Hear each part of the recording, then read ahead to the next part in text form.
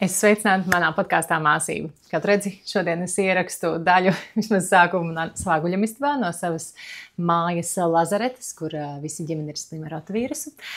Bet ne par to. Šī podkāsta epizode bija daļa no mūsu sarunas ar Danu. Mēs runājām kopā 3 stundas. Un es nolēmu, ka šo te podkāsta epizodu sadalīšu 2 daļās, lai var mazliet viņās apsmadziņot pirmo daļu un apsmadziņot otro daļu. Un, kā tu manīsi, šī saruna iesāksies tā kā mazliet ne pusvārdā, bet noteikti pusteikumā. Tā kā, ja tu neesi noklausīsies pirmo sarunas daļu ar Danu, kas bija mūsu, man liekas, 1. vai 2.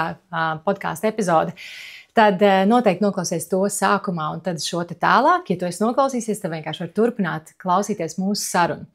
Un šī te saruna bija ļoti interesanti, jo mēs pagājām vēl dziļāk iekšā tēmā un pagājām prom mazlietņās no šie te drāmas 3 stūri, par ko mēs runājam 1. epizodes sarunā, un iegājām dziļumā par to, par iekšējo balsi, par to iekšējo intuīciju, par Dievu, par uzticēšanos, ka lietas notiks, par spēju saklausīt sevi, lai mēs varētu dzīvot laimīgāk un priecīgāk. Un tieši tāpatās arī savienot šo te ar savu mammošanu, par to, kā sadzirdēt sevi, kas ir nepieciešams man, kas ir nepieciešams manai ģimenei, lai mēs varētu dzīvot forši un laimīgi, nesalīdzinot sevi ar citiem cilvēkiem. Un vēl jau daudz viskaut ko citu, tur tās sarunas mums bija rītīgi forši, tā kā piedalies mūsu 2. daļā sarunā ar Danu un lai tev forša klausīšanās. Daiba interesanti. Mums tagad pēdējā pirtī super liels jautājums meitenēm pacēlās finanses. Un mēs katrs esam ļoti dažādās pozīcijās. Gan ienākumu ziņā, nav tā, ka mēs tur visas vienādi pelna. Mums ir skolotāji, ir uzņēmēji, ir finansisti, ir cilvēki, kas pelna ļoti daudz naudas, un ir cilvēki, kas pelna salīdzinoši maz naudas. Nu tā. Un ir cilvēki, kas vēl nepelna arī. Ir arī tādi cilvēki. Un tad interesanti, ka, protams, kad ir kaut kādi brīži, kad gribās tā pabužināt to savu upuri, kad bet tev jau ir citādāk. Tev jau ir cita situācija, tev jau ir vieglāk, jo redz, tu jau sāki tur investēt pirms 7 gadiem. Un tad mēs tā smuki vienu otru varējām, tā kā, hei, klausies. Tā kā, ok, jā, es sāku pirms 7 gadiem. Sākam tagad, katra ko var darīt. Un mēs rītīgi forši vienu otru pišķiņu noķērām, kuru mēs varbūt iekāpjam mazlietņās kaut kādā upurītī, vienu otru un arī paši sevi pavilkām ārā un nācām to, hei, klausies, kā tu dari? Pastāsti. Kā tu dari? Kā tu tiec galā? Kur tu investē? Pastāsti mums, ja? Vai arī vēl vien tur kaut kāda cita stāsti, hei, reku, tur tāds un tāds kurs, piesakamies, labi, piesakamies, forši, mēs tagad piesakamies, un mēs visi esam aktualizējuši šo jautājumu, kā mēs runājam, būsim pieaugušas sievietes. Tā kā būsim pieaugušās, kas ņems to rūpi savās rokās, negaidīs, kad, tad jā, vīrs, kad sakārtos šos jautājumus, jo mums arī bieži vien daudzām ir tā, kad tas mans ģimenes galva, jā, sakārtos šos jautājumus. Mēs izdomājam, ka mēs būsim tās, kas kārtos tos jautājumus un uzņemsimies atbildību, nevis būsim upuri, kuri es jau nevaru atļauties tur nopirkt to un šito, bet mēģināt izštukot varbūt kā varētu. Varbūt tieši ne šodien, varbūt pēc 15 gadiem. Es nedomāju, ka es, nemahinēšu naudu, lai es dabūtu tagad tādu lielu naudu mājai, bet es ceru, ka pēc kāda laika. Tā. Līdz ar to vienkārši nāk no tā visā ārā. Es tev izstāstīšu. Man ir viena grāmata, tev pēc tam parādīšu. Man viņa ir tāda, ka es laikam stāstīju par viņu arī pusgadu pārvērtību vienā tajā webinārā. Tur viena rindkopa man besīja, viena man ļoti patīk. Un tur viens teikums arī ir tāds, ka tā ir vēdiskā pieeja. Ka sieviete pieņem ģimenes finansiālo stāvokli kā savu likteni. Un es to teikumu pārlasu entās reizes, un tur, protams, konteksts pirms un pēc, ja, bet es arī es ļoti daudz kaut kā par to teikumu domāju, jo tas, ko tagad, es dzirdu, ko tu saki, un es rīktīgi ar šo sasaucos, es droši vien arī tādā sarunā mierīgi piedalītos un teiktu, jā, daram. Bet tad es domāju, tev ir, tu esi mamma, tev ir rūpes par mājām, visticamāk, es pieļauju, ka tu esi tā, kas biežāk vēl liek mazgāt un kaut ko tam līdzīgi. Tas pat nav tik svarīgi, bet tā kā tev jau ir visi šie tavi sievietes pienākumi, un tagad vēl, negaidīšu taču uz viņu, tikšu pati ar to galā. Un kas ir tas interesantais, es arī par sevi teiktu, ka tajā brīdī, kad, man liekas, tā ir kaut kāda tā vīrišķīga enerģija, kad viņu paņem pa daudz, par visu uzņemos atbildību, par visu pieņemu lēmumu, vēl finanses ģimenes paņemšu, vēl visus 3 bērnus uz sevi paņemšu. Attiecības var turpināties un īstenībā pat ļoti ilgi un pat ļoti ārēji harmoniski. Bet tās vairs nav partnerattiecības, jo jums vienkārši vienam otru vairs seksuāli negribas. Mums gadījumā mēs, protams, tas neiet pret vēdisko, bet mums daudz sarunas bijuši par dažādiem jautājumiem, gan par tur sievietes lomu un vīriešu lomu, un ko tad katrs dara un tā tālāk. Un mēs šobrīd esam nonākuši, man liekas, pozīcijā, kur Andis, piedodiet visas tāmas, kurām vīri tā nedara, bet tas ir kaut kas, kur mēs esam aizrunājuši. Kāpēc tu saki piedod? Tāpēc, ka es zinu, ka šitādās situācijas, jā, bet tāpēc, ka es šeit nodrošinās. Sarunas laikā, vismaz 3 reizes atgriezies pie šitā, ka tev kāds tā kā kaut ko pārmet, tā kā own it, man ir grūti, man ir brīnišķīgs vīrs, mums ir ļoti laba komunikācija, un, protams, ka mums ir arī savi sūdi, atkal, protams, ka mums ir savi sūdi. 2019. Bet tas, pie kā mēs esam nonākuši pie tā, ka vienkārši, ka mēs šo te sadalījumu bišķiņ vairāk pašķaidam kaut kādā ziņā. Un Andis šobrīd pēdējos, īstenībā, man liekas, 2 mēnešu laikā ir rītīgi daudz uzņēmis tādu palīdzību par mājas lietām. Viņš nenormāli daudz ko dara. Un es, protams, mums atkal tas tieši kurina to iekāri vienam pret otru, tāpēc, ka tā ir mana mīlestības valoda, šis te darbiņš, šī te palīdzība. Viņš man pakurina to, man uzreiz liekas, Dievs, kā viņš mani mīl, un man gribas tā kā, pakurināt kaut ko citu, un, piemēram, tā finansu jautājums īstenībā viena no lietām, es zinu, ka tas arī ir viņam svarīgi, bet šobrīd viņš ir, štuko, kā nopelnīt naudu ģimenei. Jo viņam bija liels nestrādāšanas posms, un šobrīd viņš tā kā atgriežas darbā, un viņam jāiet ar pilnu jaudu, un es saprotu to, ka mēs tikai ļoti cenšamies iet tajā partnerībā ar to, ka es skatos, cik daudz uz tavu šķīvīšu, un tavs šķīvīts ir šobrīd tik ļoti pilns, ka tev sākas trauksme, un tu nevari gulēt naktīs. Kas? Tu dzirdi, ja, kas tevī tagad notiek? Un es glābšu viņu no šīs šķīvīs. Es redzu, kāds viņam pilns šķīvīts akmens nabadziņš. Un es tā kā gribu pieslēgties. Protams, ka tu gribi. Protams, ka tu gribi. Tā, kā mēs mums vajag gudrā saruna? Neņem ļaunāk. Nē, tas ir ļoti labi. Tas ir ļoti labi. Dana man nospaguļos vairākas situācijas, kur es pilnībā tā kā nepamanu, kur es eju, kā, jo es par to tikai, man liekas, pēdējā laikā esmu nesen sākus domāt vispār. Es domāju, ka tu domā par to gadiem, tu daudz vairāk pamani šās situācijas gan sevī, gan citos cilvēkos, kur tu varbūt lien iekšā šajā drāmas trīsstūrī.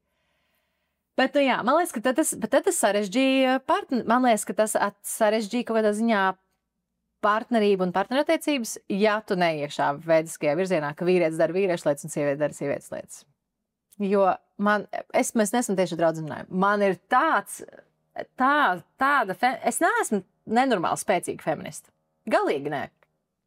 Tā kā es nevaru teikt, ka es tur domāju, ka mēs visi esam vienlīdzīgi un mums jābūt. Tā pilnīgi nē.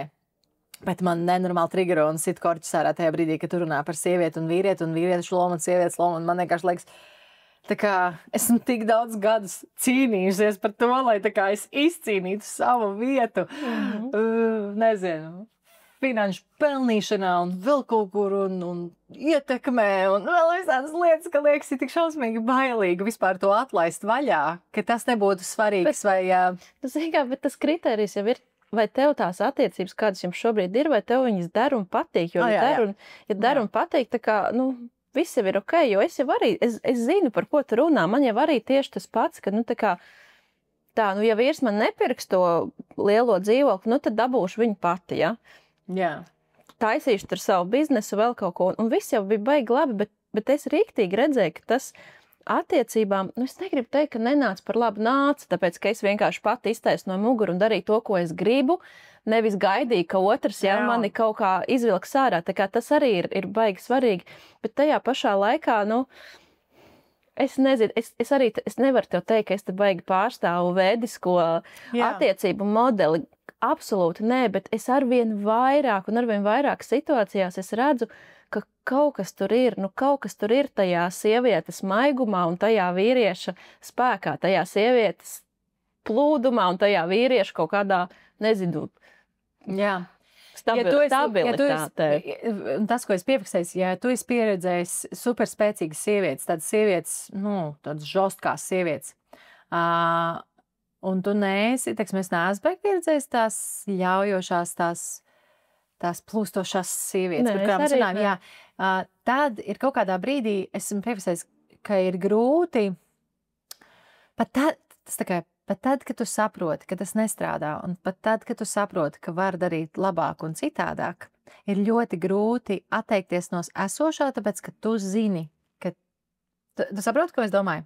Tad tev ir nevis grūti, tas vārds, man liekas, ir bail. Bail. Jā, tev ir bail atteikties, jo paliks sliktāk. Tā kā, zini, un tas iet pretī ievainojumībai, jo redzi, ievainojumība, pie kura mēs atkal atgriežies, ievainojumība sevī ietver tās bailes, ka sāpēs, bailes, ka nesanāks, ja tur nav garanta, jo skaidrs, ka daudz drošāk, jo tu arī, tā kā minēji, ka tev tā nedrošība ir tavs triggers, ka galvenais, lai ir droši, lai man ir sava nauda, tur savs, tur tas, tur savs vēl kaut kas, un man liekas, ka tas ir, tā kā sievietēm ir jābūt arī savam drošības pilventiņam, bet vienlaikus, tā iešana iekšā tajā plūdumā ir iespējama tikai tad, kad tu pat tiešām pilnībā uzticies ne tikai tam savam vīrietim, bet kaut kādā ziņā, uzticies droši vien arī, es teiktu, kaut kam augstākam, kaut kādam dzīves plūdumam. Kaut kādam dzīves plūdumam, kaut kam, ka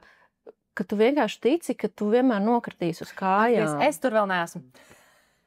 Es ceru, ka tu esi 5 soļus tālāk par mani, varēs pastāstīt kaut kādā brīdī. Es arī te nesaku, es arī neesmu šajā iekšā, tā kā es gribētu kaut kādā ziņā, man liekas, es vēl tā kā koķetēju ar šo ideju, bet es vienkārši ļoti redzu, kā tas izmaina attiecības. Kā tas izmaina attiecības un kā tur ir tā atbildības uzņemšanās, tā kā vīrietis uzņems atbildību, kā sievietes uzņems atbildības, kāda ir tā savstarpējā cieņa. Un tas, kas ir superīgi, ka jūs dzīvojat nevis divi līdzvērtīgi, vai vienādi, vai kāds, tas vārds tur ir tie vienādie partneri, bet ka īstenībā tu saproti, ka es esmu tā, kura dzemdēja, kura zīda tos bērnus, to šito nevar izdarīt. Tad ir loģiski, ka ir kaut kas, ko dari tikai tu. Man Jākapš tā nesen atnāca no skolas, viņš saka, domājies, mums skolotāji lika puišiem kārtot istabu. Tas ir meiteņu darbs. Tev jau. Es viņam saku. Man 3 dēli, tāpēc es tā kā. Es viņam saku, labi, kas ir puišu darbs? Kā tu to domā? Ja ir darbi, kas ir domāti tikai meitenēm, kas ir jādara tikai puišiem? Puišiem jāaizstāv meitenes. Saku, tu bieži viņas aizstāvi? Nē. Saku, labi, sauc vēl kaut ko, kas vēl tikai puišiem. Un viņš aplaužās. Nevar nosaukt, un viņš kā, un caur šo piemēru viņš saprata, ka tas, ko viņš pats pateica, īstenībā ir neloģiski. Un tas, redz, arī mani atgriež atpakaļ pie tā kapitālismu veidiskās sievietes, ka ir lietas, ko var izdarīt tikai sieviete. Jā. Ja tikai mēs varam palikt stāvoklī, tikai mēs varam dzemdēt, lai cik mums nebūtu daudz auklītes un cik superīgs vīrs, tāpat mēs būsim tās, kas būs tā bērna visbiežāk tās primārās aprūpas personas, tās, kas celsies, kas pārdzīvos, kas dzemdēs, kas cīnīsies ar plus 25 vai cik kilogramiem. Ja tā kā tas to var izdarīt tikai sieviete, tad liekas loģisks jautājums, ka partnerībā ir kaut kas, ko izdara tikai otrs. Un tas savukārt iedod to godīgumu sajūtu, jo tā ir lieta, ar ko es esmu baigi besījusies, tas, ka nav godīgi. Jo tajā brīdī, kad mums ir interesanti, jo, protams, kad mums abām divām ir iespēja pieslēgties naudas pelnīšanai jebkurā dzīves posmā, arī ar mazu bebīti, lielākiem, mazākiem bērniem mājās, viņi ir vai nav mājās, tā kā mēs varam to izdarīt. Un es esmu piefiksējis, man ir viens stingrs noteikums ar Andi par to, ka es negribu, esot bērnu kopšanas dzīvē, nesaukšu to par atvaļinājumu, Es negribu situāciju, ka man ir jāiet strādāt, ka no manis tiek pieprasīts iet strādāt, jo tajā brīdī man ieslēdzās vājprātīgi negodības sajūta, kad paga. Es viņu iznēsāju, es viņu piedzemdēju, es viņu zīdu, es ceļos pa naktīm, es esmu primārais cilvēks, kas paliek mājās, ja viņi saslimst, tāpēc, kad es tomēr esmu bērnu kopšanas nosacīta atvaļinājumā. Un ja no manis sāk pieprasīt, kaut kādās situācijās, ka man arī vajadzētu bišķiņās papelnīt naudu, tad man ieslēdzās šausmīgs tāds negodības aspekts, un tad ir ļoti, ļoti svarīgi, mums ar vīru vienkārši bija tiešām sarunas, kur man ir svarīgi atiet un teikt, es saprotu, ka ir grūti, ja? Es saprotu, ka varbūt kaut kādos brīžos grūti tikt galā, bet lai es nebūtu aizvainota līdz dzīlēm par to, ka tu man esi piespiedis, tu neesi man piespiedis, bet šī situācija ir piespiedus man iet strādāt, kaut gan es izdarīju tās pārējās lietas, lai mums būtu 3 bērni. Tā kā tu jau viņus arī baudi, bet es viņus taisīju. Tad man ir ļoti, ļoti svarīgi, ka man nav piespiest vajadzība darīt šīs lietas. Protams, mēs runājam par kaut kādu privilēģiju, kur mēs varam izvēlēties, un tā tālāk varbūt ir kaut kādas situācijas, kur noteikti cilvēks nevar izvēlēties. Bet es noteikti esmu piefiksējusi, ka lai es neieietu šajā godīgi, negodīgi, es piekrītu, ka ir mierīgāk, ka tomēr tas sadalījums ir diezgan klasisks, jo mēs ar Andi pamēģinājām, kāds ir, kad ir modernais pieejams, kur abi pieskata bērnu un abi strādā ar rūdi mājās esot.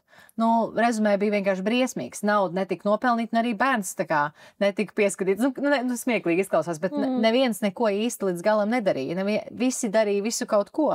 Un neviens nebija laimīgs. Tieši to arī runā. Kur tad nav feministi tagad ir? Šis jau arī ir tas tradicionāls. Tāpēc jau es saku, ka man tas triggerot, tāpēc, ka man ir kaut kāds brīdis, ka man slēdzās iekšā šī feminista, bet patiesībā ir ļoti daudz situācijas, kur, piemēram, tajā brīdī, kad mēs uztaisam to nosacīti, sieva pieslēgsies tad, kad viņa gribēs, un tad, kad viņai patiksies, un tad, kad viņa būs pietiekoši atpūtusies, kas ir, protams, ļoti šāds vēdis skatījums, kad aptuveni pieslēgšos, kad es varēšu. Tas strādā. Tas strādā attiecībās. Es tiešām jūtu to, ka tas iedod tādu, mieru un sadalījumu kaut kādā ziņā. Visi zina savus lomas. Visi zina, kas katram jādara. Tā. Bet man ir, es saku, ka tas ir iekšējais. Man feminists, ka es esmu uzaugusi tāda feministu sieviešu vidē, kur viņas viss ir varējuši izdarīt pašas. Un ir ļoti grūti atteikties no tā, jo bail, ka tā otrā sistēma nestrādā tik labi kā. Tieši izdzīvošanai, es domāju, kā tā pirmā sistēma. Un es savukārt te gribētu pieminēt, ko šādos brīžos es kā jautājumu ļoti bieži saņemu. Visforši es gribu būt tā sievišķīgā, es tur gribu to, bet kāda no tā jēga, ja tas otrs to nedara? Ja tas otrs tajā neiet iekšā, ko tu uz to atbildētu? Man pirmā doma ir tā, ka tev ir pilnībā jāatļaujās un jāpalaižās, lai tam otram būtu vispār iespēja to darīt. Tas būtu man pirmā doma, bet tas varbūt... Nē, te nav pareizās atbildes. Un tas ir vienkārši... Man liekas, vienkārši bieži vien, vismaz skatoties sevi, kad es it kā atlaižu roku no pulsa un it kā iedod tam vīrietim to, bet tā ir tāda iluzora domāšana, jo es tik un tā vēl joprojām turu tādu kārtīgu, stingru rociņu. Tas ir tas, ko es saucu par tādu manipulāciju. Jā. Tu tēlo veidisko sievieti. Es te pametīšu gaisā, bet patiesībā es tur visu kontrolēju. Tā ļaušanās un palaišanās patiesībā, tas ir ļoti sarežģīts stāvoklis sievietēm, kas ir iemācījušās, ka tā nevajag darīt, vai stāvoklis, ko viņi sapratuši, kad ir izdzīvot var, ja tu esi spēcīga un stipra. Jā, un tāpēc tieši tā, tas ļoti, ļoti daudzām sievietēm, es ticu, ka arī šo klausoties, kas, reāli pesi ārā, ko mēs tajā divas uz dīvāniņa gudri runājam. Gudri stāstam, ka īstenībā tā realitāte ir cita un tā tālāk, un tas jau atkal aiziet pie tā, ka, pieņem tos savus apstākļus un esi tur, kādu tu esi. Es īstenībā zinu, ko tev gribēju tas būs saistīts ar iepriekšējo vienu piemēru izstāstīt par upuru lomu, domājot. Es mācījos pedagoģijas fakultātē, man bija 24, lielākā daļa man kursbiedri bija vecākas, pat krietni vecākas, kurām jau kā otro karjeru viņas grib strādāt ar bērniem. Un tur bija sieviete, viņiem bija 50. Viņiem bija burtiski 3 kleitas, tādas elegantās kleitiņas vienmēr, viņi izskatījās top notch, pērles ap kaklu, kleita. Vienu dienu viņa man arī pienāk, viņa saka, Dani, tu vari man aizvilkt rāvēslēdzēju. Viņa nevar pati aiztaisīt rāvēslēdzēju, un pēc tam viņa tā starp citu, ka viņai kopš salīdzinoši nesen ir nomiris vīrs. Viņai nav neviens, kas aizvilkt to rāvēslēdzēju. Bet, izskatījās viņa ļoti, ļoti eleganta. Tad kādu dienu es viņu vedu mājās, uz centru ar mašīnu braucu, un nē, viņa veda mani. Viņa veda mani savā mašīnā. Viņa saka, jā, es pati sev šo nopirku. Un tad viņa sāk stāstīt, izrādās, viņa strādā bērnu dārzā 2 slodzes. Lai iztēlotos, viena slodze ir 7 līdz 7, un viena diena ir īsā 7 līdz 1. Viņa strādā 2 pilnas slodzes katru darba dienu no 7 rītā līdz 7 vakarā. Sestdienās, katru sestdienu ir mācības, kas tā ir neklātiena, ja? Kur viņa vienmēr visus darbus nodod pirmā.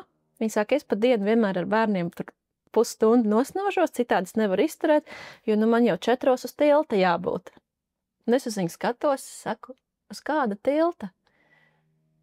Es vēl vienu darbiņu paņēmu, es no rītiem 4 no rīta no Salu tilta, viņa lasa benčikus. Un tad viņa uzvelk savus pērles un 2 mājiņas nostrādā. Un es uz viņu skatos, un viņā nebija ne kripatiņas no upura, ne kripatiņas no kaut kāda es nabadzīta. Viņa to izstāstīja, vienkārši tā starp citu. Un man tas piemērs, tas reāli bija 10 gadus atpakaļ, un es domāju, jo viņa saka, man vīrs nomira, ko tad lai es daru? Man vajag mašīnu, es gribēju mašīnu. Un viņi uz šo te kaut kādu, protams, tas nav ilgtspējīgs režīms, bet viņi uz kaut kādu šo te īso posmu riktīgi saņēmās. Un kas man liekas interesanti, viņi pelnīja naudu, viņi strādāja, man liekas, cik tur sanāk, 14 stundas dienā, plus papildus mācījās. Viņa bija sievišķīgākā sieviete tajā kursā. Tas, kādu viņa iznesa to vieglumu, maigumu, tas bija tas, kā viņa runāja, kā viņa izskatījās. Un tas man arī kaut kā tāds ļoti spilgts piemērs palika, ka tu vari strādāt, tu vari pelnīt naudu un tik un tā būt sirdī sieviete, būt sirdī maiga, būt sirdī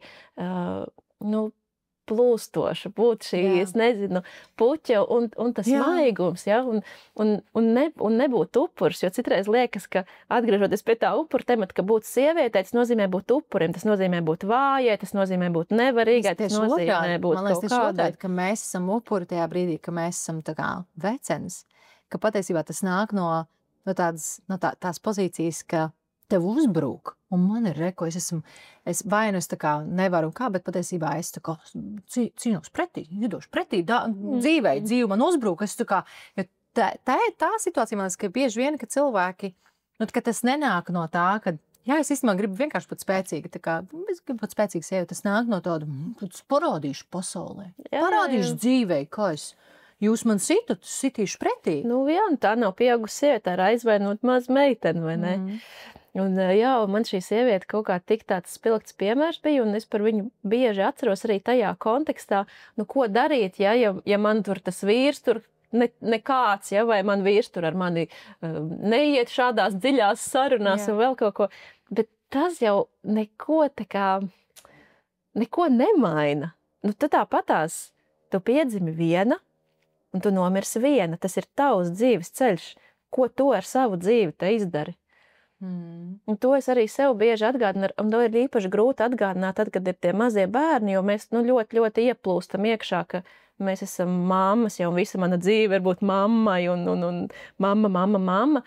Un tas ir arī fiziski un emocionāli ļoti intensīvs dzīves posms. Es izjūtu to, kad ir ļoti grūti atkāpties no tā. Tas ir ļoti tāds superintensīvs. Jo redz, ja tev ir upura tendence, tad būšana par maza bērna mammu tev ļoti legāli ļauj tur ieiet, un tad no turienes neiziet ārā, un ir sievietes, kurām bērniem ir jau 5, 10 un 15 gadu, viņas joprojām nav no tā tikušas ārā, tāpēc, ka man taču viss ir par bērniem, vai ne, un... Tīpaši, es domāju, protams, kā tāds ļoti liels eksperts novērtēju, un tas norāda manī, ka es tiešām arī gribu visus tur izglābt tā tālāk, bet tad tas arī kā cilvēki rakstīja man tos jautājumus vai tās situācijas ir ļoti atšķirīgi. Ir interesanti redzēt, ka ir tā pozīcija, kad kur tu atrod laiku un vietu. Es tā kā pazūdot tajā pienākumu gūzmā un nu, tā kā, bet, kad tas nāk no pozīcijas, ka es taču esmu pilnībā noslīkusi pienākumos un kur tad tur tajā visā ieraudzīt spēju saģērbties vai bišķiņās uzkrāsoties priekš sevis vai vispār, kur nu padomāt par savām lietām vai saviem hobijiem. Es taču visus hobijus esmu nolikusi malā bērnu dēļ. Nu tā. Bet tas, ko man liekas vienkārši kopumā, ko es pamanīju uz saviem upuriem un visām pārējām tām lomām, ir tas, ka vienkārši, nu, ka tas čakarē attiecības ar to, ka arī nu, tā dinamika ir ļoti, ir neveselīga, jo tad jau tu ej tajā, ka es tevis dēļ atteicos no dejošanas un no sava ķermeņa un no sava darba un visa pārējā. Un tagad jūs visi vainīgi. Nu, protams, ka tas tāds ļoti teatrāli, ļoti uzspīlēti, bet tā iekšējā sajūta bieži vien ir tieši tāda par to, ka es taču atdevu visu. Un tas, ko es vienkārši bieži vien tagad īpaši daudz domāju par to, jo 3 bērni ir daudz un viņi daudz paņem un enerģiju un laiku un vispārējais. Tā kā visu laiku sev atgādināt, kad es jau te arī kaut kur pa vidu. Un tad, kad es atrodu veidu, kā veselīgi un labi parūpēties par sevi, es patiesībā esmu tik daudzreiz foršāk māma viņiem. Jo, ja es neparūpēs, ja es esmu tajā upurī un sēžu un gaidu, ka tas vīrs atnāks mājās, nu man ir bijis šīs dienas, ka es tā kā liekas, kad nu viņš atnāks un paņems tos bērnus. Ja? Bet jā, kā mēs kaut kādā ziņā nodrošinamies? Tas arī es tā domāju, cik tas ir nu, tā jocīgi un ka kaut kas tik dabisks, kā būt mammai, mūsdienās sievietēm ir tik, bieži vien tik smagi un izaicinoši. Un es arī par šo kaut kā domāju, ka tā parūpēšanās par sevi 100%. Un vienlaikus es arī domāju, un arī par sevi runājot, ja man liekas, man gribās tur vēl to darīt, man gribās draudzenes, man gribās masāžas, man gribās, visu kaut ko, bet es sev atgādinu, ka visam ir savs laiks. Es, piemēram, ļoti sievišķīga lieta, ja? Es domāju, varētu tā kā uztaisīt lāzera epilāciju kājām. Jā, es arī gribētu. Es jau citām zonām tur taisu, saku, vai pieķeram kājas klāt. Labi, tad tas 20 minūšu vietā būs stunda 20. Es saku, nē, paldies. Tas nav šis laiks. Un tā kā es gribu to stundu labāk tiešām būt mājās. Un es zinu, ka paies gads un 2, un es aiziešu un uztaisīšu to lāzera epilāciju tam kājām. Respektīvi, ka citreiz arī tā paša realizācija un tas es ir tik spēcīgs, ka sievietes pat nemāk vairs būt mājās un būt mammas. Tā kā bērnam ir 2 nedēļas, un man jau ir vajadzīgs laiks sev. Man jau ir jābūt, ja bērnam ir 3 mēneši, es jau braucu ceļojumā, bērnam ir 6 mēneši, es jau atstāju pudeli un es atgriežos darbā. Ka mums tā paša realizācija arī kaut kā tik tāda, un tas nav runa par to, ka tev ir jāpelna naudu. Tas ir par to iekšējo, ka es tā kā atšujieties, neaiztieciet mani, es. Bet mammas loma pēc būtības jau tev, no tevis prasa kaut kā to. Tā ir tāda ziedošanās. Es nezinu, protams, cik tas ir ilgs laiks. Jā. Man dalīts izjūtas, ka man ļoti forša saruna bija ar manu daktaru Dīnu Cepli. Es godīgi teikšu, man ir diezgan grūti būt tajā mammas pozīcijā, jo man bieži vien ir garlaicīgi.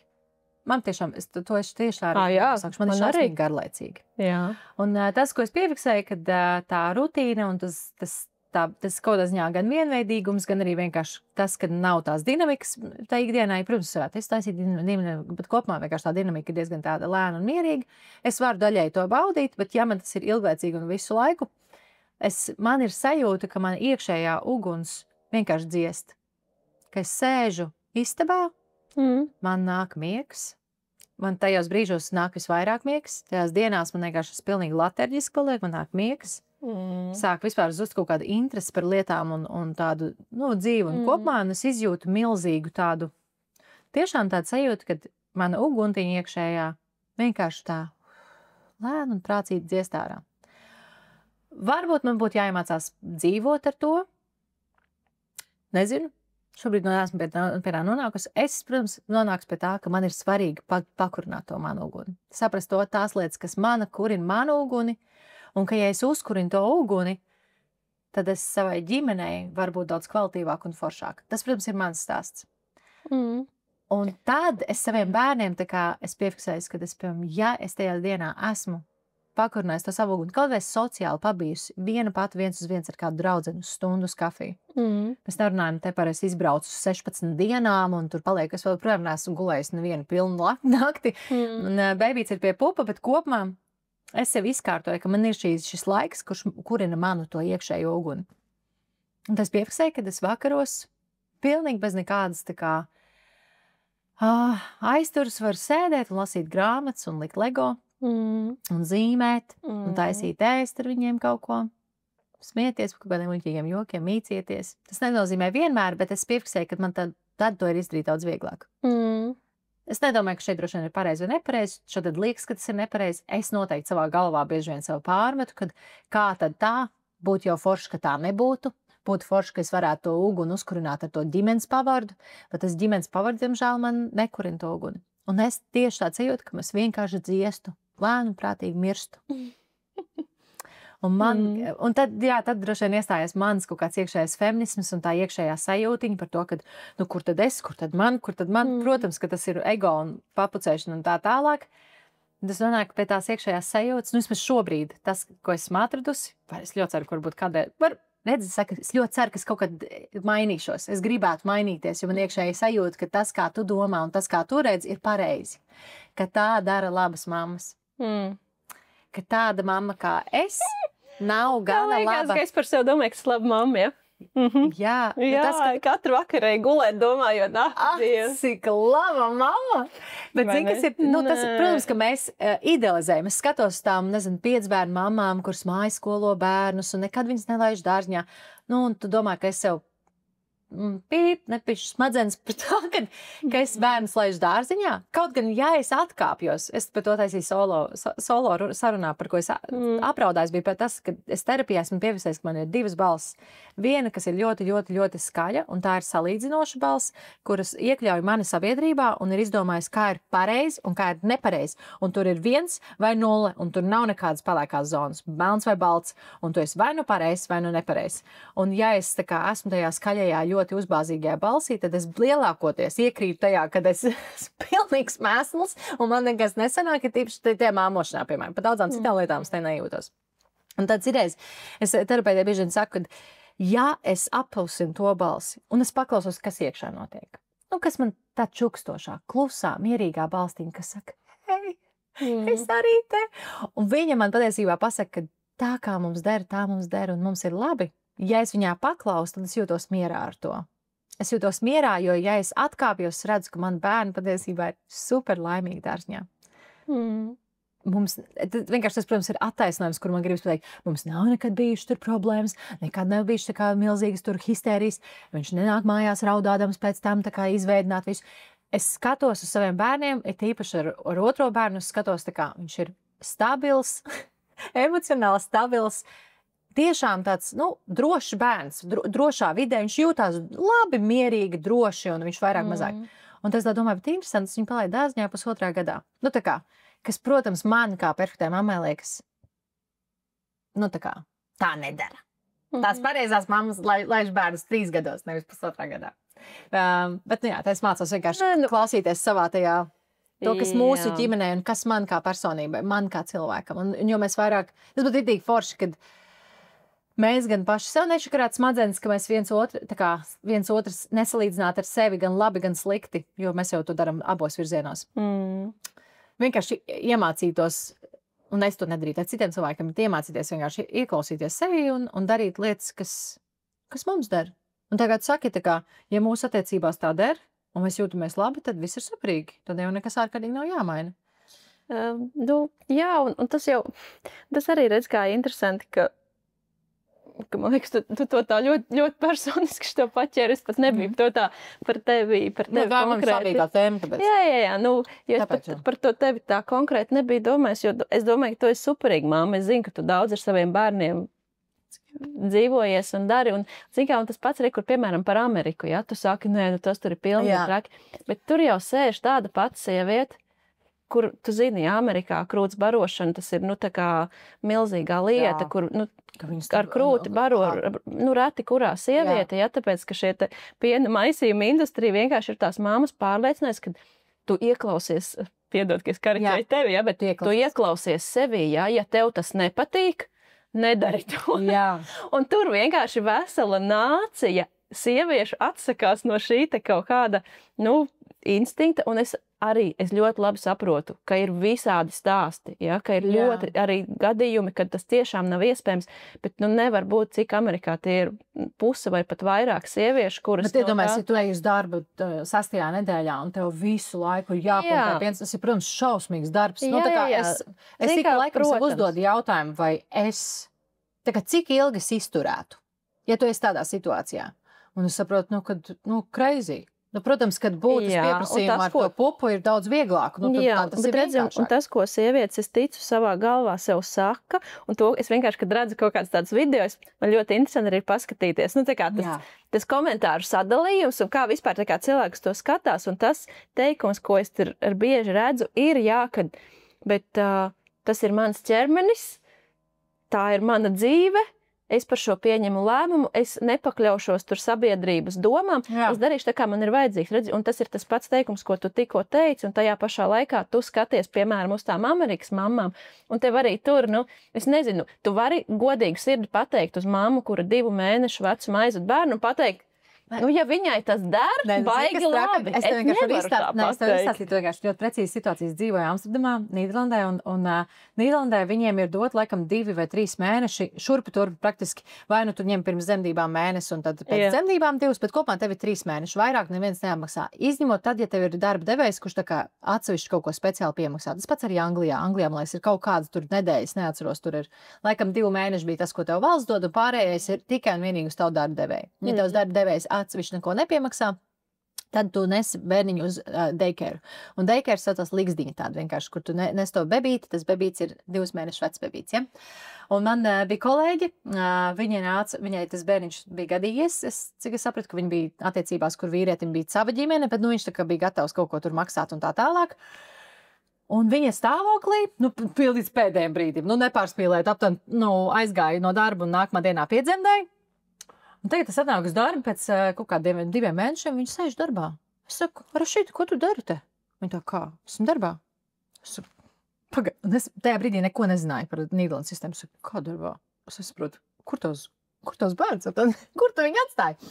Un mēs viņu runājam, un viņa saka, ka Nīderlandē tā ir. Vienkārši tā ir sistēma. Un ja tu nevari praktiski pats atļauties palikt mājās un nomaksāt visus rēķinus no maģiskās naudas, kur varbūt labākā gadījumā tev vīrs visu maksā, tu ej atpakaļ darbā un tu aizved bērnu uz ligzdiņu, un tajā ligzdiņā bebīti, tā kā viņas vienkārši baro ar pudelītēm, veda pa parku tādiem 6 kulbu ratiņiem auklītes, tā kā izstaigā pa parciņu, nāk atpakaļ, un tā viņi tur dzīvo. Un tajā brīdī, Dievs, protams, mans judgments bija, Dievs, cik tas ir briesmīgi. Es viņai to neteicu, bet tajā es aizgāju mājās, un es par to esmu gadiem. Ir pagājuši, man liekas, 8 gadi kopš vai 9. Es par to viku pa laikam cepos, cik briesmīgi un tā tālāk. Bet tas man ir ļoti daudz licis domāt par to arī tādu sociālo aspektu, par to, ka viņiem tas neliekas jocīgi, tāpēc, ka viņi visi tā ir uzauguši. Viņi visi ir atstāti tajās daycare'os, tāpēc, ka tā sistēma tāda ir. Vienkārši tā tas ir bijis ar viņiem, tā tas bijis pilnīgi visiem apkārtējiem cilvēkiem, un super jocīgi aptuveni, ja tu tā nedari. Vai arī tu esi ļoti bagāts. Tā vienkārši ļoti daudz naudas. Un tā es tā domāju, cik interesanti, ka, protams, ka mans judgments nāk no tā, ka mēs Latvijā esam tās, kas te 1,5 gadu vismaz dzīvo mājās. Man mamma dzīvoja mājās, man liekas, 4 gadus ar mani. Tā kā, kad tu skaties uz vairāk, visur apkārt ir praksa, ka 1,5 gads ir minimums. Gads minimums. Minimums ir gads, un tad pēc tam, kā katrs tur vēlās. Viens 3 gadus, viens tur iet uzreiz darbā. Un ka tas mums liekas pilnīgi normāli, jo mēs tā esam uzauguši. Un es cenšos, tagad man vienkārši ir vienai paziņai, kurai meita ir, un viņa man saka, Dievs, tu iedomājies, viņa ved to bērniņu uz to, viņai nāk tur tāda saucās mamma auklīte, kas saucās mamma, kas nāk, un kaut kas vēl, un pat viņai ir darbs tāds, ka viņa nevar, ja viņa neaizies uz darbu, viņa atlaiž no darba. Viņa strādā bankā. Un beigās viņš saka, ka bērņam viss kārtībā, viņš tur labi jūtās, tur tam tram. Un, protams, ka mums no mūsu pozīcijas tas nosodījums ir nenormāli milzīgs pret to, kā tas ir. Un es laikam kaut kur, es neteiktu, ka es tā darītu, es neteiktu, ka man tas liekas tā kā baigi. Bet es mēģinu atrast vietu, ka ir daudz lietas, ko es nesaprotu un nezinu, tāpēc, ka es nedzīvoju tur. Un es neesmu uzaugusi tajā vidē, kur pilnīgi visiem tā ir bijis. Līdz ar to man no malas ir grūti piedalīties ar savu viedokli, tāpēc, ka es dzīvoju pilnīgi citā vidē, un mums ir citi noteikumi, un cita situācija arī sociāli.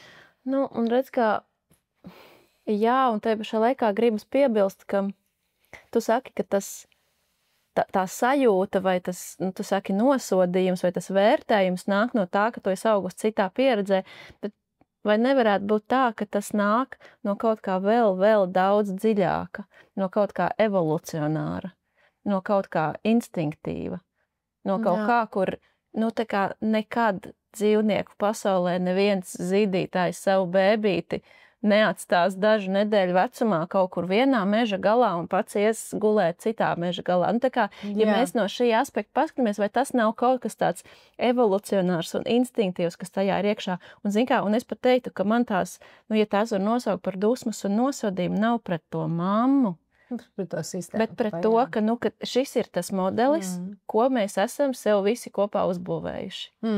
Un katrā valstī ir savs. Un tā amerikāņu psiholoģi arī saka, ka tas, kas visvairāk to mūsu sabiedrību kaut kādā ziņā ir konkrētajā aspektā sabojājis, ir tieši feminismu kustība.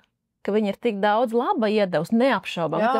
Es pilnībā vispār, paldies Dievam, ka mēs te varam runāt un vispār būt brīvā valstī un runāt, darīt visu, ko mēs gribam. Bet vienlaiks tas arī ir iedevis to sajūtu, ka mēs visi tad esam vienlīdzīgi, tad visi rukājam, tad visi atgriežamies darbā. Un sievietē tas ir iedevis dubultu slodzi, tāpēc, ka lielākoties sievietes jau paliek kā primary caregiver. Un viņas turpina rūpēt, un viņām jāiet uz darbu. Jā, un tā ir nevis Latvijas sabiedrības balstiņa, bet varbūt ka tas ir kaut kas vēl dziļāks, ka tā ir kaut kāda tāda bioloģiska balstiņa, ka mums tos bērnus vajag. Bet zini, kas ir arī svarīgi, ko tu saki, tā kā no tā paša aspekta, man liekas, es to rakstīju bērndārza grāmatas ievadā, ka nav dabiski bērnu, teiksim, tur līdz 4 gadu vecumam kaut kurā atdot. Tas vienkārši neatbilst tam zīdītāju uzbūves principiem, ja?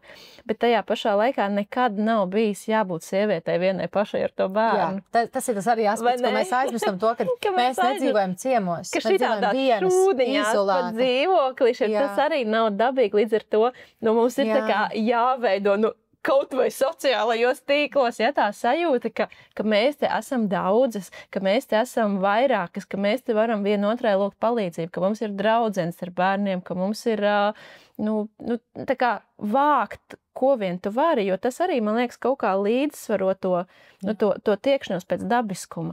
Man liekas, ka mums visiem iekšā ir īstenībā ļoti precīzi tā klusā balstiņa, ja, kā tu viņu nosauci, bet tā klusā balstiņa ir tāda, varbūt pat vispār brīva no vietas, kurā tu dzīvo, no laika, kurā tu dzīvo, ja, no tava vīra bagātības vai smukuma vai tur vēl kaut kā. Tā vienkārši ir kaut kāda dabīga balstiņa par to, kā šī dzīve ir dzīvojama. Gan no tā evolucionārā aspekta, ja, kas mamām ieslēdzas ļoti spēcīgi, tas mammas instinkts, ja, un mammas instinkts, es neticu, ka mammas instinkts var būt 2 mēnešu vecumā savu bērnu atstāt. Viņi var sevi pierunāt, ka tas ir jādara, ka tā mēs visi daram, gan jau būs gan jau viss būs labi, ja. Vienkārši tas ķermeniskais, tu jau kādā stāvoklī, tu esi tāda ķermeniski. Tu vēl, labi, es neteiktu, ka asiņo, bet tā kā tikko knapi vai. Jā, tieši daudz. Un tā viena balss, man liekas, ir tas evolucionārais, bet otrs ir arī... es to redzu kaut ko tādu, to dievišķo aspektu, kas tev atgādina, ka tu dzīvo šo dzīvi primāri attiecībās ar savu augstāko es vai dievu vai iekšējo es. Tās ir tās attiecības, kuras tu šīs dzīves laikā primāri risini. Nevis attiecības ar vīru, nevis attiecības ar bērnu, bet šīs te attiecības ar Dievu vai ar savu to iekšējo es, un tā balstiņa ir nenormāli klusa. Ļoti klusa. Nenormāli klusa. Bieži vien nevar sadzirdēt tajā troksnī. Un viņa mamām arī ir tā, kas saka, tā kā, vai nesēd vairāk mājās. Tev ir tas potenciāls, tev ir tā uguntiņa, nu, velc viņu ārā, jo tu jau tāpatās atrodi balansu, jo tu esi ar bērniem, un tu atrodi arī nu, to iespēju sevi realizēt. Un tas arī, es gribētu teikt, ka citreiz tie bērni ir baigi foršais attaisnojums tajā dīvānā aizsēdēties, ja, un tev īstenībā tā balsti tur klauvē, un, nu, dari kaut ko, dari. Tu nāc ārā, tu neesi tikai māma, tu neesi tikai sieva, tu neesi tikai darbinieks. Nu, papēti, kas vēl tu esi šajā dzīvē? Kas ir tava šīs dzīves pieredze? Kas tur vēl var būt? Zini, kas ir interesanti terapijā? Es jūtu, mums ir šobrīd, es izdomāju, ka to sadalīšu 2 daļās. Mēs vienā brīdī pašās beigās nobeigsim mūsu sarunu par upuru, tā kā lai sajūtu, ka mēs teicām, un tad mēs šitā būs vēl viena epizode, jo ir baigi interesanti, tiešām ļoti interesanti. Interesanti ārkārtīgi ir tas, kad man arī diezgan daudz cilvēku, protams, prasīja par to, nu, kur tad es dabūnu to enerģiju, un kur tad es tāda enerģiska un tāda priecīga, un kā tad es aptuveni esmu sasniegusi visu to, ko esmu sasniegusi, vai izdarījusi tās lietas, ko esmu izdarījusi. Un tas, kur es nonācu tajā savā solo epizodē, bija tā sajūta, un tad tā atziņa par to, ka šī te mazā klusā balstiņa, viņa man parasti pasaka priekšā. Viņai ir kaut kāda doma, tas nav par to, ka tagad pelnīsim lielu naudu, ja? Tas lielākoties ir tā, ak, Dievs, kā man gribētos. Kā man vienkārši iekšēji tā kā tas iedod to siltumu, to, ak, Dievs, cik forši būtu, ja? Un terapijas laikā tas ir gan citā aspektā, kur bieži vien, teiksim, tev uzdod jautājumu. Nē, tu izstāsti kaut kādu situāciju, tev terapeits paprasa, kur tu vēl esi tā jūties, un vienmēr zemapziņa uzmet augšā kaut kādu situāciju. Nu, tā lielākoties, nevienmēr, bet lielākoties tā situācija kaut kāda atnāk. Un viņa lielākoties liekas pilnīgi nesaistīta ar to, ko tikko runāji. Un viena no lietām, ko man terapeiti ir attīstījusi, un es tā kā tāds ar terapiju, ir tas, ka es viņai uzticos, viņai saku, man nav ne mazākās nojausmas, kā tas slēdzās ar to, ko mēs tagad runājam, bet man ienāca prātā. Un tad es viņai stāstu to situāciju. Un pilnīgi vienmēr tā situācija praktiski ir atslēga tam, kas notika tikko. Bet, teiksim, es nezinu, sastrīdējos ar draudzeni, mums bija kaut kāds konflikts, es varu izstāstīt to, un tad man pēkšņi ienāk prātā situācija, kur es biju tur treniņā, un man kāds kaut ko pateica, un beigās praktiski vairāk mazāk mēs aizējām full circle, mēs tā kā nonākam pie tā, ka tam ir saistība, kā es norēģēju tagad par to, kā es norēģēju, vai ko es saņēmu, tad, kad es biju mazāks bērns. Un tad ir interesanti, kad mēs varam to saukt par iekšējo balsi, mēs to varam saukt par intuīciju, mēs varam to visādos veidos saukt, bet kopumā es mācos tā kā uzklausīt un reaģēt uz šo te kluso balsi, kur patiesībā, pat tad, kad liekas doesn't make sense, par ko te iet runa, viņi vienmēr pasaka kaut ko, kas ir atslēga tavam nākamam solim. Un tādā veidā, piemēram, man bija gardrobas projekts sākās. Tagad saka, tev sākās kārtošana, jo tu vienkārši saproti, ka nezini kāpēc, tu nezini skaidrojumu, bet man tas ir jādara. Man vienkārši tas ir jādara. Un es saprotu, ka tas ir mans ceļš, vai es varēšu nopelnīt naudu, vai tas vispār būs darbs, varbūt tas vispār nebūs darbs, varbūt tas būs vienkārši hobijs. Tieši tāpatās par šo podcastu. Man iekšēji vienkārši visu laiku tā klusā balstiņa. Halo, es te esmu. Un tu saproti to, ka man nav ne mazākās nojausmas, uz kurien tas ies, kas te notiek, kāds plāns, kā es vispār to nofinansēšu, vai es finansēšu. Nu, tā kā nav nekāda skaidrība, bet es esmu iemācījusies uzklausīt un tā kā uzticēties, ka tas, kas tur iekšā grūst klusiņām, ka tas ir tas, kas to uguntiņu patiesībā brīnišķīgi var pakurināt. Un bieži vien, vienkārši tas, ko es pieredzu ar sevi un apkārtējiem cilvēkiem, mēs ļoti viegli mākam sev izstāstīt, tev liekas, ka tev sanāks. Taču pasties, cik daudz konkurenta riņķi ir. Vai tad tev jātaisa kārtējie cepumi? Taču pasties, cik daudz veikalā cepumus var nopirkt. Un ļoti viegli, ne tikai no citu cilvēku puses, bet arī no sevis ir šausmīgi viegli sevi atrunāt, ka tam jau nav nekādas nozīmes. Un tad tā atbilde, kad cilvēki jautā, kā tu dari tās lietas, par kurām tu dedz, ir uzticēties tai iekšējai sajūtai par to, ka tas, par ko tev liekas, par ko tu varētu degt, nu pat tiešām, kad iekšēji. Uzticēties un darīt tās lietas. Pat tad, kad tu neredzi tam nekādu tādu segumu un tādu, nu lielākoties es sākumā neredzu tam reāli pateikt to jā. Un tad pēc 5 gadiem es nopelnīšu 150 000. Lielākoties nav mazākās nojausmas, vai tam vispār ir kaut kāda sakara ar naudu. No tā. Tas ir kaut kas, kas man palīdz. Man pēdējā laikā ir uguntiņa par to, ka man vajag māju. Un nevis, kad tā kā, nē, nu mēs jau esam 3 bērni, man vajag, tas nav nekāds loģisks izskaidrojums. Man ir tāda iekšēja sajūta, ka man vajag aizslēgt pagalmu ar bērniem, lai es ar viņiem var vairāk būt. Ārā, nesatraukties par viņiem, nedomāt par to, ka kāds pie laukumiņa, nezinu, viņi uzbrauks viņiem ar skūteri. Nu, kas tagad ir? Mēs dzīvojam dzīvoklī, un tas ļoti, tā iziešana ir stresaina, un es jūtu, ka man gribas šo te vienkāršu būšanu, ka mēs varam sēdēt un, nezinu, ēst zemenes. Protams, es glorificēju to, bet iekšēji. Tas nebūs tikai zemeņu ēšana, bet vairāk par to, ka iekšēji kaut kā tāda, es pat nevaru izskaidrot. Un es zinu, ka tas vienkārši būs. Tas būs jāizdara, jo es zinu, ka tā iekšējā sajūta saka, pat tad, kad tu finansiāli neredz vispār, ka mēs varētu tagad pirkt māju, pulso cēsīs, neko nevar nopirkt, cēsīs. Viss ir pa tīro, neko nevar nopirkt, var nopirkt diezgan liels. Nu, nav nekas daudz baigi labs, ko var nopirkt. Bet kaut kā tāda iekšēja sajūta, kad, nezinu, varbūt tā būs maza vasarnīciņa. Varbūt. Bet es saprotu, ka man tas ir vajadzīgs, jo man tā iekšējā balstiņa ir pateikusi, kad tas daudz ko iedos, tas atvieglos lietas. Tas atvieglos. Nu tā. Kā tev? Kā tev ir sava iekšējā balstiņa? Tev ir tāda, kas tev sarunājas? Jā, nu, es to saucu par Dievu. Es lietoju šo vārdu. Es vairs nekoķetēju ar citiem apzīmējumiem. Es kaut kā esmu sapratusi, ka man tas ir tas. Un tas, nu, es domāju, ka tas ir vispār vissvarīgākais un galvenais vispār vadmotīvs. Tā kā jebkam, nu, kaut kā šī te... Tas dieticīgi? Vai Dievs, kāds tāds vārds, es pār tādu neesmu dzirdējis. Es tāds ticu Dievam, jā, bet es nepiedaru nevienai reliģijai. Es vienkārši, jā. Teiksim tā, es nepiedaru nevienai reliģijai, bet, jā, nu, tā kā man vienkārši tās lietas, kas dzīvē notiek, es viņas nekā citādi nevaru izskaidrot, jā, un kas ir interesanti, ka es ilgu laiku, nu, to sauc par kosmosu, ja, vai visumu, vai iekšējo es, vai kaut ko tādu, kad vienā brīdī es saprotu, bet tā kā man vispār nav aizturs pret vārdu Dievs. Tas vienkārši, tas ir mans vārds, un tas ir tas, kā es to redzu, un tās ir, jā, tās ir tādas sarunas, un tāds atbalsts, un tās ir arī zīmes. Jo tā iekšējā balstība ne jau vienmēr izpaužas kā vārdi, vai ne? Viņa jau izpaužas vienkārši kā kaut kādas lietas apkārtnē, lietas tavā ķermenī. Jo to gan es esmu novērojis, ka tikko es kaut ko nodomāju, ka kaut kas man ir, es pēc kaut kā ilgojos, kaut kas man ir vajadzīgs. Un tad tā mana mantra ir atvērt sirdi un atvērt prātu un vienkārši skaties. Mums nav jāizdzemdē jaunas idejas.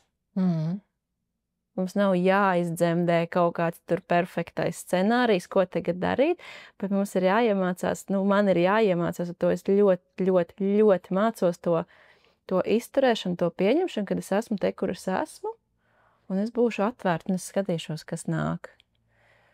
Un es vienkārši skatīšos, kas nāk, un to var īstenībā izdarīt tad, kad es ļauju sev garlaikoties, kad nevis visu laiku esi produktīvs, nodarbināts un visu laiku šurinies un kaut kur klausies podkāstu vai vēl kaut ko, bet tā kā iziet ārā un vienkārši es ar savām domām, ja? Vai tās pašas meditācijas vai kaut kas tam līdzīgs, nu, kas tev iedod to spēju vispār to sevi sadzirdēt, bet ļoti arī ķermenis. Un tā kā par ķermeni vispār kaut kā pēdējie daži gadi un īpaši šī grūtniecība, ka es domāju, tās balstiņa, jo to balstiņu jau sadzirdēt var, nu jā, caur zīmēm apkārtnē, bet arī caur savu ķermeni, un to es arī domāju, cik ilgu laiku es esmu bijusi tādā nekontaktā ar savu ķermeni. Ja, ka tu to ķermeni pamani tikai tad, ka kaut kas sāp. Bet īstenībā ķermeniski mums ļoti bieži, nezinu, man atnāk kaut kāds piedāvājums kaut kādam projektam. Tu izlasi to ēpastu, tev ķermenis momentā pasaka. Tā kā sekundes simtdaļā tev ķermenis pasaka, ko tu par to domā un kas īstenībā tur ir. Un ja mums iemācāmies tā kā sadzirdēt to ķermeni, nu, tad to sauc iekšējā balstī, tas ir tas pats, ja? Ko tev viņš pasaka, un ja tu tam notici, pat ja tas nav loģiski, tas vienmēr ir, nu, tā kā labākais rezultāts. Un es vairāk kārt esmu šitā aplauzusies, ja, ka tev tā pirmā sajūta ir, Jā, un to negribu. loģiku, tā kā tuk. Negribu, Jā. bet tā kā, labi, un tā kā vienmēr liekas, nu, pēc kam es to darīju. Un citreiz pat kaut kādas lietas, kuras liekas, nu, tā kā čakars, tā kā kaut kas tā kā negribās, bet tev ķermeniski ir tā sajūta, ka, daram. Tā kā tas man kaut kā liekas tā ķermeņa sava sajušana. Un tas arī interesanti, ka pat māju kārtojot, Marija Kondo jau par to rakstīja, ka tas vai tev rada prieku, mums bieži liekas, tur tā kā, kas tas tāds ir, bet tas jau arī īstenībā ir stāsts par ķermeni. Es nezinu, tu jau arī par drēbēm runājot, man liekas, ka tas arī ir ļoti līdzīgi. Drēbes tādā ziņā ir super pateicīgs, jo viņas pieskaras mūsu ķermenim, un tu to drēbi paņem rokās, un ko tev ķermenis saka, ja? Šitais ir mans vai nav mans? Un es arī pie savām klientēm esmu redzējis, ka tu cilā tos zīmuļus vārciņus, normāls vārciņa, bet tā jau nav tā intuitīvā, tā Man no sevis neaizbēgs, ja tu viņus uzvelc vienreiz un tu uzvelc otrreiz, un tu vienmēr nejūties labi, nejūties sevi un liekas atkal, kāpēc es viņus uzvilku, gribu aiziet mājās pārģērbties. Jā. Bet par to Dievu un par tādu vispār tādu uzticēšanos, kā? Es neesmu uzaugusi tā kā dieticīgi, tāda tiešām, bet, reliģijā. Un es esmu, laika gaitā iemācījusies, kad dabūjusi ilūziju, ka viss ir manās rokās. Ja, tu tikai izdari, un viss ir manās rokās. Un tev mazu piebildi. Es ļoti ilgu laiku nelietoju vārdu Dievs, un es pat vīpstināju par cilvēkiem, kas tic Dievam, jo man likās, ka Dievam tic tikai mīkstie, kur paši neuzņemās atbildību, un kura grib, lai viņu vietā kaut ko citu izvēlā. Mans atziņas. Tagad esmu bijis stāvoklī 3 reizes, un man patiešām liekas tas baigais powers, jo esot stāvoklī un tuvojoties dzemdībām, man, protams, ir tā ilūzija, ka es visu nokontrolēšu. Ir tā iekšējā sajūta, kā lai es nepieļauju šīs kļūdas. Un es braucu pie Dīnas, un Dīna ir, es nezinu īstenībā, es nekad neesmu runājis ar viņu vai viņa patiešām ir tā kā piedrīga kādai ticībai, bet viņa daudz runā par Dievu, un viņa piemin Dievu, viņa piemin arī latviešu dažādas tā kā ticējumus un tādas pārežas un vēl tādas lietas. Un man liekas, vienmēr ļoti interesanti. Un tad mēs kaut kā es viņai saku, un es saku, pēc, Dina, es ļoti labi saprotu, ka viņa saka, visvienkāršākais būtu ļauties. Vienkārši ļauties tam procesam un, protams, sagatavoties iespējamām kaut kādām situācijām, tā kā es dzemdēju mājās, tad, protams, man ir bišķiņ jābūt izglītotais. Nav tā, ka, kaut kā jau ārā iznāks, ja? Es tomēr daru, ko es varu izdarīt. Arī mans cilvēks, kas brauc pie manis, viņš dara, ko viņš var izdarīt, un ja kaut kas notiek, mums ir, jādodas meklēt palīdzību. Bet tur, protams, ir ļoti nosacīts daudzums, ko tu vari ietekmēt un ko tu nevari ietekmēt. Ir lietas, ko, piemēram, tu vari ietekmēt elpošanu, bet tu nevari ietekmēt, kas notiks ar, nezinu, vai bērnam nekadīsies sirdsritmas. Vai, tā kā ir lietas, ko tu vari ietekmēt, un ir lietas, ko tu nevari ietekmēt. Un es viņai saku, bāc, cik daudzreiz vienkāršāk būtu, ja es ticētu, tā kā varētu ļauties un uzticēties, ka, lietas vienkārši notiks. Bet man ir tā ilūzija, iekšējā pilnībā pārliecība, pat tad, kad es saprotu, ka tas ir pilnīgi aplami, ka es visu kontrolēju un es visu varu izdomāt. Es galvā izdomāšu un es darīšu šitā, un tad viss notiks. Un tad viņa kaut kā ļoti smagi pateica, viņa saka, redz, Laura, dievticīgiem cilvēkiem šajā jautājumā ir daudz vieglāk, jo viņi uzticās kādam augstākajam spēkam, kad viss nav viņu rokās, kad ir kaut kas arī tādu augstāko spēku rokās. Un viņiem savā ziņā dzīvot ir vieglāk. Tāpēc, ka viņi nedzīvo ilūzijā, jo, ja es vienmēr esmu kādreiz domājis to, ka nē, viss ir manās rokās, nav viss manās rokās. Man tā ir ilūzija, ka viss manās rokās. Un tad, kad viss jūk un brūk, tad man ir tā ilūzija spēr pa pakaļ pa to, kur tu nošāvi greizi, kur tu izdarīji nepareizi, kad šitā situācija vispār ir notikusi, kā tas ir vispār iespējams. Un, tāpēc interesanti, mums saruna iegājas pilnīgi šajā virzienā, kur es nebiju nekad domājis par to, bet es nezinu, vai es noteikti neesmu nonākusi pie tā, ka es to saucu par Dievu, bet es ļoti daudz piefiksēju, un it īpaši ar bērnu piedzimšanu izjūtu to. Es to saucu par intuīciju. Es viņu saucu par intuīciju droši vien. Kad ir šī iekšējā intuīcija, kas ir bišķiņ vairāk par to, ko tu redzi, bišķiņ lielāka par to, ko tu šobrīd jūti, ko tu šobrīd pieredzi, kad ir kaut kas tev tā kā pačukst priekšā, pat tad, jo intuīcija un Dievs, viņš jau nesaka, nu tā, tu izdarīsi šito, un tad tev notiks tas, un tad tu izdarīsi to, un tad pēc 2 gadiem tu izdarīsi to, un tad tu darīsi šitā, un tad tu nopelnīsi šitik daudz naudas. Tas ir mūsu prāts. Jo zini, kāpēc, un tas nāk no kristietības tieši, ja, kur runā par šo Dieva žēlastību, bet ne tikai kristietībā, ka tā ir tā augstākā Dieva mīlestības izpausme, bet tu saki intuīcijas izpausme, ka cilvēkam vienmēr tiek atstāta brīvā griba. Tev var nākt zīmes, cik vien skaļas tu gribi, bet cilvēkam tik un tā tiek atstāta šī brīvā griba. Dievs neieiet šajā varmākas pozīcijā, kurā viņš tāpēc tā intuīcija ir ļoti klusa, viņa nekad neienāk kā tavs prāts, kas ir super agresīvs. Nē, Dievs nekad nav agresīvs. Viņš tev parādīs, un citreiz varbūt pat skarbi parādīs, bet tā tik un tā vienmēr tev tā brīvā griba paliek, un tā es arī bieži domāju, ka tā ir tā augstākā tā mīlestības izpausme, ja? Ka tu tik un tā esi atstājis to izvēli tavās rokās. Es varu Dinai tikai piekrist, dzīvot ar domu, ka viss nav no manis atkarīgs, ir atbrīvojoši. Es tieši gribēju teikt, ir atbrīvojoši. Pilnīgi vienkārši tas ir vienkārši. Tas ir atbrīvojoši, jo ir ļoti liels sloks domāt, ka tu esi pilnīgi atbildīgs par visu, jo tas ir uzliek milzīgu atbildību, un tā atbildība ir pārliela par lietām, kuras patiesībā nav tavās rokās. Jā, un tas, ko vēl izdara, šī te, paļaušanās uz augstākiem spēkiem vai uz kaut ko lielāku, viņi iedod arī tādu pazemību, kas ir vajadzīgi dzemdībās, tas tā mīļais tās, ja? Jo pazemīgāks tu esi, jo labāks ir kopējais tā pieredze. Un ne tikai dzemdībās, bet arī visur citur. Ja? Protams, es saku, tas ir kaut kas, ko Dina vienkārši teiks par pazemību. Pazemība ir kaut kas, ja tu ierodies dzemdībās ar pazemību, tad tas ir vislabākais punkts, no kurienes sākt. Tu zini, ka rezultāts vienalga kāds būs, viņš vienmēr būs tā kā par labu tev, vienalga, kur viņš būs, bet tāpēc, ka tu nāci pazemību, nāci pilnīgi citu, nevis ar kokī pozīciju, ka tu vienkārši visu māki, visu zini. Es tad pie viena padalīšos, jo man arī Dina, es arī dzemdēju mājās. Man gan dzemdības nepieņēma Dina, jo mana Almiņa izdomāja piedzimt tajā vienīgajā datumā, kad Dina jau uzreiz pateica, ka nevar Dziesmu svētku noslēguma dienā, 9. maijā. Tāpēc man bija aizstājēja vecmāte, kur arī bija vienkārši brīnišķīgi, viss bija forši. Un es te mājās dzemdēju, viss baigi labi, un tagad man jau ir tas pilnais atvērums, es vēl pie 8 centimetriem ar draudzenēm sazanos Vācafā, tā kā viss baigi forši, un ir tagad tas pilnais atvērums. Es jūtos pilnīgi normāli, bet viņi saka, tā kā, ka tā alma iet, tā galva nav pieliekta, bet iet ar to plakano daļu, tā kā nevar piedzimt.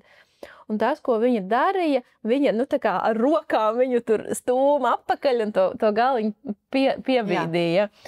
Tas bija salīdzinoši īs posms, bet visam viņa piedzima. Un es saprotu, pēc nedēļas pie manis atnāca Dina sēdēt tepatās dīvāniņā, un mēs runājam, un es viņai saku, cik tas ir dīvaini, ka man ir bijušas viskaistākās dzemdības tieši tā, kā es gribēju, un es tāpat sev kaut ko pārmetu. Es domāju, kas ir tas, ko es sev pārmetu?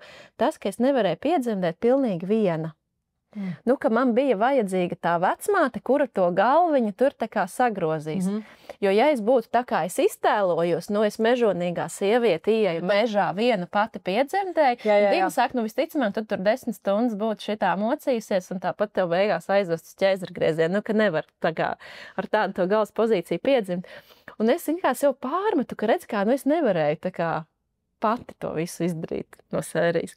Un toreiz man Dina arī saka, ka cik tas ir skaisti, jo, Dina tāpat kā es, mēs par Dievu tā atklātāk, varbūt tas arī, varam runāt, viņi saka, ka Dievs tā kā arī tajā situācijā iedeva to iespēju man būt pazemīgai. Būt pazemīgai, ka tu nevari visu viena izdarīt. ka tev ir vajadzīgs ne tikai tas augstākais spēks, bet tev ir vajadzīgs arī tas cilvēks blakus, ka tev ir vajadzīga tā vecmāte, un kā tas tomēr, nu, tevi un mani tajā brīdī vislabākajā iespējamajā, nu, šo vārdu veidā noliek uz ceļiem. Jā. Un iedod to pazemības sajūtu, un tad tu to pazemību, nu, pēc tam nes arī tālāk vispār tajā bērnu audzināšanā kopumā, bet arī kaut kā par citām lietām. Zin kā viena lieta, piemēram, vakar es visu dienu pavadīju ar jauniešiem ar īpašām vajadzībām. Un kopumā man liekas, nu, tāda emocionāli smaga diena. Jo liekas, nu, rekā, nu, kā cilvēki piedzimst un kāda viņiem tā dzīves kvalitāte. Un protams, es kā mamma, nezinu, varbūt vēl kāda bērna mamma, nu, tas viss ļoti, ļoti stipri aizķer, ja? Nu, kā tas tā var būt, kad, nu, Dievs, kur tu esi, ja? Kāpēc šitā notiek? Kāpēc ir tā, ka superīgiem cilvēkiem gadiem nepiesakās bērniņš un dzērājiem dzimst viens pēc otra? Un tā kā liekas, nu kā, tā kā, ja tādas dusmas. Jā. Un tur arī un es vakar arī saprotu vakarā, ka tā ir tā, nu, tā pazemība, ko man arī šī situācija māca, ka es neesmu Dievs un es neredzu lielo bildi. Un es nevaru saprast. Tas ir interesanti. Tad, kad man pieteicās augusts, ar katru bērnu tā ir bijis. Tā kā arvien vairāk ieslēdzās satraukums par to, ka kaut kas nebūs kārtībā. Jo ir tieši tā sajūta, kad kā tā var būt, ka Dievs, nezinu, augstākais spēks būs aplaimojis mūs ar 3 veseliem bērniem, ar tā kā skaistām foršām dzemdībām, tā kā mēs esam gribējuši, un nekur nekas nenoies greizi. Nu, tā kā man tas vienmēr, īpaši pēdējā grūtniecība, viss tā kā bija ļoti pazemīgs piebildīt, ka es sapratu to, ka tad vienkārši es noliecu galvu šī procesa priekšā, un arī tā rezultātu priekšā, un liekas, kā tas ir iespējams? Crazy. Man tas liekas vienkārši pilnīgi maģiski, jo tā kā tu saki, man pirmkārt ir vairāki ģimenes locekļi, kuriem ir piedzimuši ar traucējumiem, lielākoties tie ir Down sindroms vai chromosomas kādas nobīdes un tā. Un man ir arī draugi, kuri vai nu nav pie bērniņa tikuši, vai arī tikuši pēc 10-15 gadiem. Un tad tajos brīžos laiks vienkārši. Kā? Wow! Jā, un tas, kas tajā brīdī, un es vispār par šo negribu teikt, kas tur, man citreiz liekas, cik neiejūtīgs ir tās frāzes, ka tur viss, kas notiek uz labu, vai tad tā bija lēmts, un tā kā tas ir ļoti neiejūtīgas frāzes, man šķiet, bet tas, kā es to redzu, ka, nu, es ticu, ka ir kaut kāda lielāka bilde, kuru es ar savu ierobežoto cilvēka prātu, es viņu nevaru ieraudzīt, man nav paredzēts viņu ieraudzīt. Un viss, ko es varu darīt, ir pazemīgi pieņemt to, ka es nekad visu nesapratīšu. Un līdz ar to manī nav tiesību izdarīt šo vērtējumu, ka šitais ir labs un tas ir slikts. Tā ir laba dzīve, tā ir slikta dzīve. Tas ir pareizi, tas nav pareizi. Ja? Un īstenībā es nezinu, vai tu esi to dzirdējis no manis. Es pirms gandrīz jau vairāk kā 20 gadiem es biju Čehijā ar koklētāju ansambli un nopirku tur atslēgu piekariņu. Un tur čehu valodā mans vārds, Dana, un otrā pusē skaidrojums. Un man viņu iztulkoja, un tas, kā man viņu toreiz iztulkoja no tās čehu valodas, tā vēstniece bija Dievs ir tavs soģis. Un es ilgu laiku par to teikumu domāju, kas tas tāds vispār ir? Nu, tā kā, ko tas nozīmē no vārda Daniels, kur Dievs ir tavs soģis? Un tagad man tas teikums liekas vienkārši tā kā absolūti ģeniāls, ka ir tikai viens, kurš var noteikt šo te pareizi nepareizi, kurš redz visu pilno bildi. Un tā neesmu es. Tā neesmu es. Lai kā man gribētos būt. Un citreiz tā iedomība arī šajā, kaut kādā ziņā jāatgriežas pie tā glābēja, ka mēs gribam uzlīst vēl virs tā Dieva, tā kā tam Dievam vēl pirkstu pakratīt. Jā. Kā tu šito pasauli te esi iekārtojis? Tas nav pareizi, šitas nav pareizi, tam ir jābūt tā, tam ir jābūt tā, bet mēs neredzam lielo bildi, mums nav paredzēts redzēt lielo bildi. Un viss, ko mēs varam darīt, ir vienkārši dzīvot to savu dienu, arī Dinas teikums, ja nevis bailēs, bet mīlestībā. Katru dienu es izvēlos nevis bailes, bet izvēlos mīlestību. Tā kā tas ir tas, ko es kā cilvēks te varu darīt. Nevis Esmu piefiksējis, ka to, kad ir ļoti, ļoti grūti bieži vien atlaist to kontroli. Nu, cilvēkiem, kuriem ir šī tendence un sajūta, ka viņš visu kontrolē, protams, viņam liekas, ka viņš visu kontrolē, tā skaitā arī savus bērnus. Un esmu piefiksējis, cik ļoti, ļoti grūti. Es gan to ļoti, ļoti cenšos praktizēt, atlaist tos bērnus un ļaut viņiem būt vienkārši. Tā kā neuzlikt to savu cepurīti, kā man liekas, ko es redzu, kā viņam būtu jādara, kas viņam patiks, kas viņam nepatiks, kāds viņš izaugs un kāds viņš redz šitāds. Es domāju, ka mums tā saruna pilnīgi noteikti varētu iet vēl un tā, un tīpaši runājot par bērniem un ģimenēm un vispārējo. Bet man liekas, ka šīs te otrās mūsu sarunas tāds lielais rezumē ir par to, ka mēs neesam tādi tik ļoti visuroši un tik, kā tu saki, paši neesam dievs, lai mēs varētu pieņemt lēmumus par pilnīgi visu dzīvē, un jo vairāk mēs attīstam šo te spēju sadzirdēt un saredzēt situācijās šo te kluso balstiņu, jo lielāka iespēja, ka mēs dzīvosim piepildītu, laimīgu dzīvi, kurā mēs kurināsim to savu uguntiņu un tā kā true to yourself. Tāpēc, piemēram, latviski mums saucās patiesā garderoba, bet man tā doma bija the true wardrobe. Tā kā viņš būs angliski, tas būs tā kā be true to yourself. Esi godīgs pret sevi. Esi paties. Esi paties to, kas tev der, kas tev patīk. Un tas nebūs tas pats, kas kaimiņam. Un vienam pietiks ar 200 eiro. Nu labi, droši vien, ka nepietiks, jo diemžēl 200 eiro nevar dzīvot. Bet vienam pietiks ar 700 eiro un vienam tā kā pietiks ar citu. Un that's fine. Ir ok. Ir ok, kad viens grib dzīvot laukos un viens grib dzīvot pilsētas mutulī. Un viens grib 17 bērnus un viens negrib bērnus vispār. Un es ļoti, ļoti ceru, ka caur šo podkāstu un caur šīm te sarunām mēs nonāksim atkal un atkal pie ļoti daudz dažādiem veidiem, kā cilvēki dara lietas, kā sievietes dara lietas, lai varbūt, ja pašām nesnāk noticēt arī savai iekšējai balsī, ka vismaz tad, kad tu dzirdi kādu iespējamu piemēru, kur tu sadzirdi to, ko tu iekšēji dzirdi sevī, tu sadzirdi, kad, pasties, reku Dana arī tā domā vai tā dara, tad jau tas ir pareizi. Un šad tad ir ok, varbūt paņemt to, kā papildus validāciju ārpusē. Protams, ka tas ir tikai tad, ja tas ir kaut kas iekšējs, bet man liekas, tā kā ir ok, bet attīstīt šo te spēju dzirdēt sevi, dzirdēt savu ķermeni, dzirdēt savu tā kā to iekšējo pasauli, jo tur īstenībā ļoti, ļoti daudz, kas ir pateikts priekšā. Es teiktu droši vien, ka viss, ja mēs spējam sadzirdēt. Jā. Jā. Paldies, Tan, ka tu biji šeit ar mani. Paldies. Nenormāli krūti. Ja tu noklausījies šo sarunu, tev liekas, oh my God, cik nenormāli interesanti, paņēmu to, paņēmu to, līdz savā ikdienā, tad tu vari izdarīt dažas lietas, lai atbalstītu šo podcastu. Viens, ierakst komentārā, kas ir tas, kas aizķērās vislabāk. Vienalga, vai tu klausies YouTube vai Spotifyā. Pastāsti man, kas ir tas, ko tu paņēmi līdz no šīs sarunas, kas tev lika padomāt, varbūt iespējams veikt kaut kādas izmaiņas dzīvē, bet vai vienkārši tāpatās būt domā par to. Otrā lieta, ko tu noteikti var izdarīt, ir aizsūtīt šo sarunu kādai savai mīļai sievietei, kas ir draudzene, mamma, krustmāte, kolēģe vai jebkura cita līdzsieviete, kurā varētu arī iegūt no šīs brīnišķīgās sarunas ar Danu. Un tu noteikti vienmēr visās platformās vari uzspiest vērtējumu, subscribot noteikti mūsu kanālam vai jebkādus citus īkšķīšus saspiest jebkurai epizodē tā, lai šis te podcasts rādās arvien vairāk, daudz vairāk sievietēm, lai vairāk sieviešu dzird šīs te māsības sarunas un spētu sajust to kopības sajūtu, ko mēs te cenšamies radīt šajās sarunās. Lai forša diena!